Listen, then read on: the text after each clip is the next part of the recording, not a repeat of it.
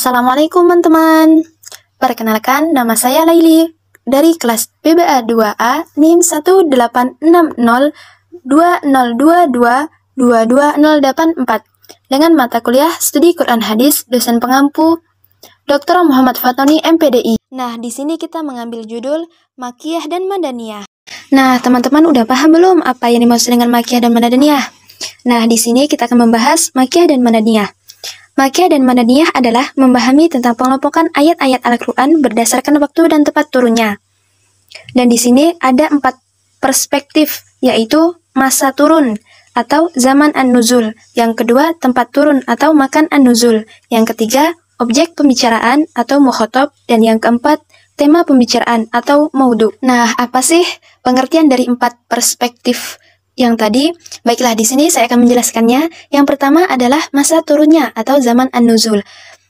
Yang dimaksud dengan masa turunnya yaitu Makiyah adalah ayat-ayat Al-Quran yang turun sebelum Nabi Muhammad hijrah, sedangkan Madaniyah adalah ayat-ayat Al-Quran yang turun sesudah Nabi Muhammad berhijrah. Nah, yang kedua yaitu tempat turunnya atau makan an-nuzul. Menurut teorinya, ayat-ayat Makkiyah adalah ayat-ayat yang turun di Makkah sekalipun turunnya ayat tersebut setelah Nabi Muhammad hijrah. Sedangkan Madaniyah adalah ayat-ayat yang turun di Madinah sekalipun turunnya ayat tersebut di Makkah. Nah, yang ketiga yaitu objek pembicaraan. Apakah itu objek pembicaraan? Dalam perspektif ini, dijelaskan bahwasanya ayat-ayat Makkiyah adalah ayat-ayat yang hitobnya ditunjukkan kepada penduduk Mekah, sedangkan ayat-ayat Madaniyah adalah ayat-ayat yang hitobnya ditunjukkan kepada penduduk Madaniyah. Menurut asumsi para sarjana muslim bahwa kebanyakan ayat-ayat Al-Quran yang dimulai dengan ungkapan Ya ayuhan nas menjadi kriteria Makkiyah dan ungkapan Ya ayyuhalladzina amanu menjadi kriteria Madaniyah. Yang keempat yaitu tema pembicaraan atau maudu. Dalam perspektifnya, Makkiyah adalah ayat-ayat yang memuat cerita umat dan nabi-nabi terdahulu. Sedangkan definisi Madaniyah adalah ayat yang berisi tentang hudud, faraid, ketentuan, dan hukum muamalah. Nah, itu tadi adalah penjelasan dari 4 perspektif Makkiyah dan Madaniyah. Nah, selanjutnya ada karakteristik Makkiyah dan Madaniyah. Apa sajakah karakteristik Makkiyah? Baiklah, di sini karakteristik ayat dan surah Makkiyah ada 9. Yang pertama yaitu setiap surah Al-Quran yang di dalamnya terdapat lafaz kalla atau artinya jangan begitu adalah termasuk surat Makkiyah. Yang kedua, setiap surah yang di dalamnya ada bacaan sajadahnya. Yang ketiga, setiap surah yang diawali ataupun dibuka dengan huruf hijaiyah.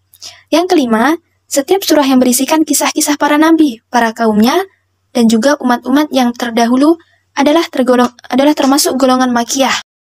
Selanjutnya ada di dalamnya terdapat keterangan adat istiadat orang kafir, orang musyrik, orang yang suka mencuri, merampok, membunuh, mengubur hidup-hidup anak perempuan, dan sebagainya. Yang ketujuh adalah ayat dan surah-surah pendek dan ringkas serta memiliki kesamaan cara penyampaian atau gaya bahasanya.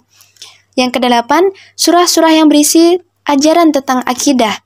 Yang terakhir adalah surah-surah yang berisi seruan untuk berpegang pada akhlak luhur dan berbuat baik. Lanjut dengan karakteristik surah dan ayat Madaniyah. Yang pertama itu ada berisi nida atau Ya ayyuhalladzina amanu. Yang kedua, terdapat hukum-hukum faraid, hudud, kisos, dan jihad di dalamnya. Yang ketiga, umumnya memiliki surah yang panjang. Yang keempat, berisi keterangan tentang karakter orang-orang munafik. Yang kelima, berisi hukum muamalah. Yang keenam, berisi hukum kemasyarakatan, kenegaraan, seperti permusyawaratan, kedisiplinan, kepemimpinan, pendidikan, dan sebagainya. Yang di dalamnya dijelaskan di dalam surah Al-Baqarah, Al-Imran, Al-Ma'idah, Al-Anfal, dan At-Taubah, Al-Hujurat, dan sebagainya. Yang terakhir yaitu ada berisi dakwah kepada pemeluk Yahudi dan Nasrani. Contohnya pada surat Al-Imran, Al-Fat, Al-Baqarah, Al-Hujurat, dan sebagainya. Selanjutnya yaitu adalah macam-macam surah Makkiyah dan Madaniyah. Nah, menurut para ulama, sepakat bahwa jumlah surah-surah Madaniyah itu ada 20 surat. Yang menjadi perselisihan adalah 12 surat. Dan selainnya itu termasuk surah-surah Makkiyah. Nah, surah-surah Madaniyah yang disepakati oleh semua ulama adalah surah Al-Baqarah, surah Al-Ma'idah, surah An-Nur, surah Al-Fat, surah Al-Mujadalah, surah Al-Jumu'ah, dan surah lainnya. Nah, di surah ini menjadi perselisihan di antara para ulama, yaitu surat Al-Fatihah, surah As-Saff, surah Ar-Ra'd, surah At-Tawwabun, surah Ar-Rahman, surah Al-Mutaffifin, surah Al-Qadar, surah Al-Bayyinah, surah Az-Zalzalah, surah Al-Ikhlas, surah Al-Falaq, dan surah An-Nas. Berdasarkan hal ini, sisa dari surah-surah Al-Quran lainnya terhitung ada 82 surah. Nah, di sini ada kriteria dan tolak ukur untuk mengetahui surah-surah Makkiyah dan surah Madaniyah, yaitu ada 3 kriterianya, yaitu yang pertama waktu, yang kedua adalah tempat, yang ketiga adalah mukhatab. Apa yang dimaksud dengan waktu? Waktu adalah sebagian berpendapat bahwa setiap yang turun pada masa sebelumnya hijrah Nabi Muhammad SAW adalah surah-surah Makkiyah, dan setiap yang turun setelah hijrah adalah surah Madaniyah.